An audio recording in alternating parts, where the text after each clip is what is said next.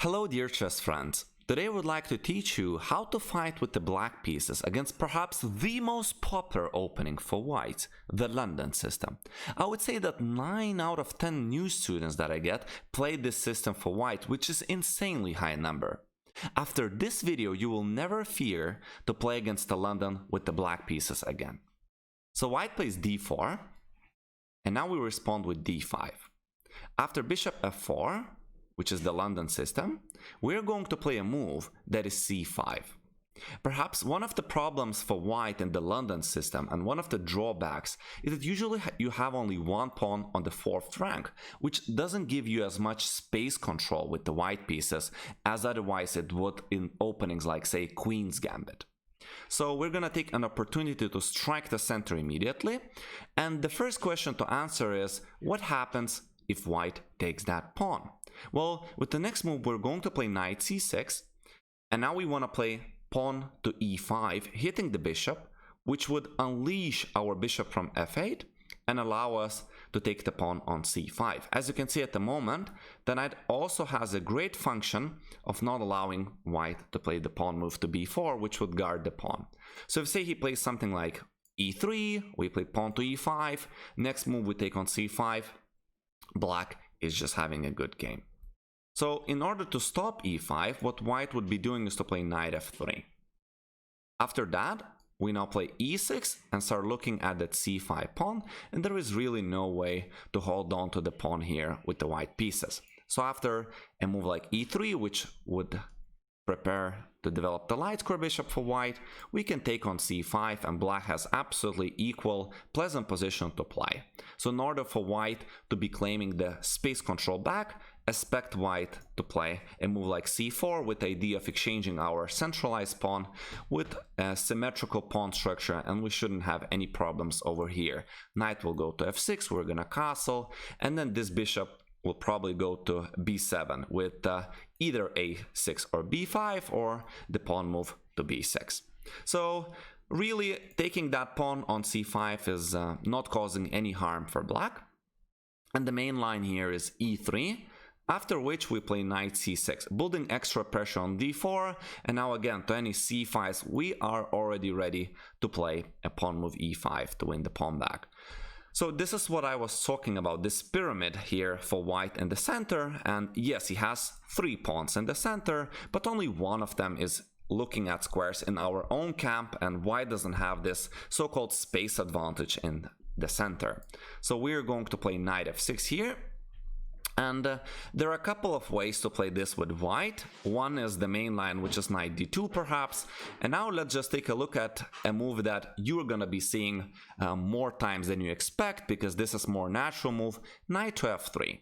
So here, one of the nightmares for the London players with white, if they don't know the theory, is to meet this system with d5, c5, knights out, and queen to b6. So a move like, for example, b3 really weakens the dark squares around there. At some point we could follow with something like this would become weak, and if any c takes d4s, he's looking at future perhaps tactics that are possible for black because of those dark square weaknesses around. So b3 is a move that only causes extra problems perhaps for white, and I believe black is fine immediately. And the critical move perhaps here is queen b3. Now, we're taking the opportunity to strike and get more space control with c4.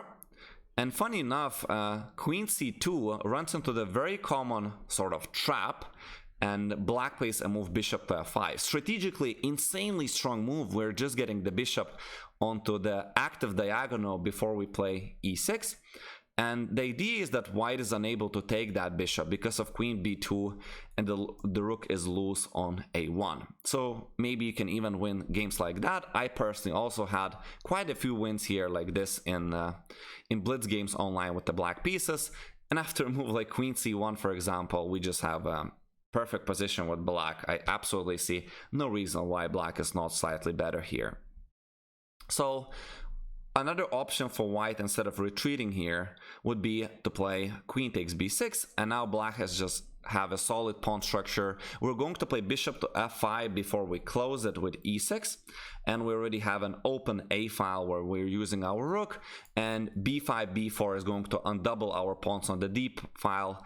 In general, we can also have later ideas of let me just make some normal developing moves for both sides, say castles and knight bd2, and now b5 b4 takes take. And we have an idea of even playing bishop a3, bishop b2, which is going to attack this rook and c3 pawn extra time. Also a very strong plan, and black is only pressing for the win here.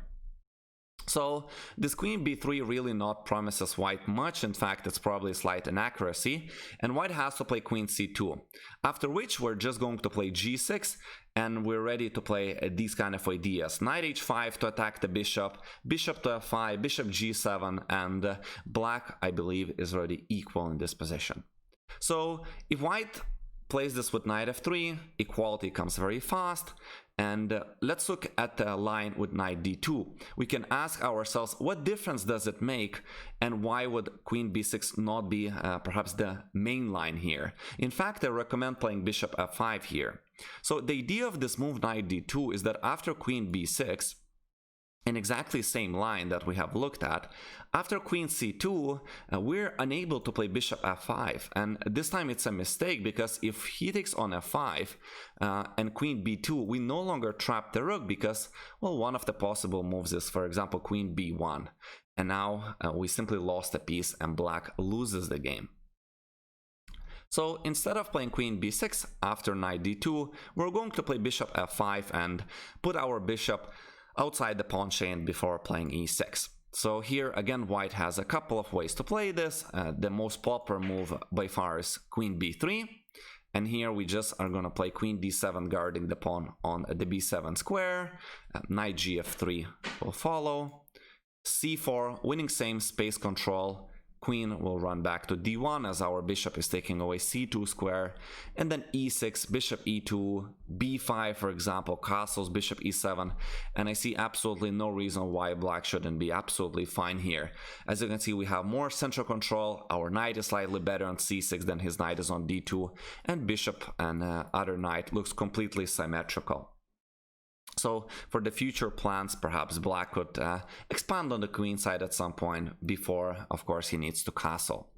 Now, another move that we could play against instead of this queen b3, also quite popular move, would be knight to f3. And here we're just going to play very solidly with e6, closing that diagonal. If queen b3, this time we don't want to play queen d7 and run into some knight e5s. Could be a little bit dirty, but also playable move, queen d7. So we're gonna just step to the side, queen c8. And in fact, white's queen is not doing much more than attacks the pawn on b7 here, and has no more usage, and we're waiting to play c4 and kick her out again to a square like d1. So the fact that our queen is on c8 here and looks a little bit passive, we can really say the same thing about white's queen, that she's not doing much and she's gonna be moved away very, very soon. So one of the main moves here to play with white is knight h4 and attack our bishop on f5, after which we, with a big smile, win that space control on the queen side again, and we just allow him to take that, which gives us really good grip on e4, so white is unable to play that. The pawn is easily guardable in the future with g6, and black has really absolutely not many problems here. I believe black is equal already. You could make an argument that this is the main line of the main line, and white has a very miniature type of advantage here, but have played this position numerous times, and besides the two bishops advantage and a double edge, I would say, pawn on f5, like it's a double pawn, but it's also a trump that is controls the center. White doesn't have much more, and I'm pretty sure that you will be having a lot easier game than you are right now in the London system with this repertoire. Please also remember that this is the main line of the main line, and this is one of the best positions that white could get from the London, which is not much at all. And in order to do so, your opponents will have to know theory, which a lot of times they don't, because they play the London system, and usually the London system players don't like to be learning theory very deeply. They just think that, hey, I'm gonna get easy game, and I think most of the time you're gonna enter positions that look like this with even a better slightly position for the black pieces. So I hope you enjoyed this video. If you did, please do subscribe to my channel, and if you think of hiring a personal chess coach online, my contacts are on the bottom right. Teaching chess online is my full-time job at the moment. I wish you a wonderful day, stay safe, and continue loving the game. Bye bye.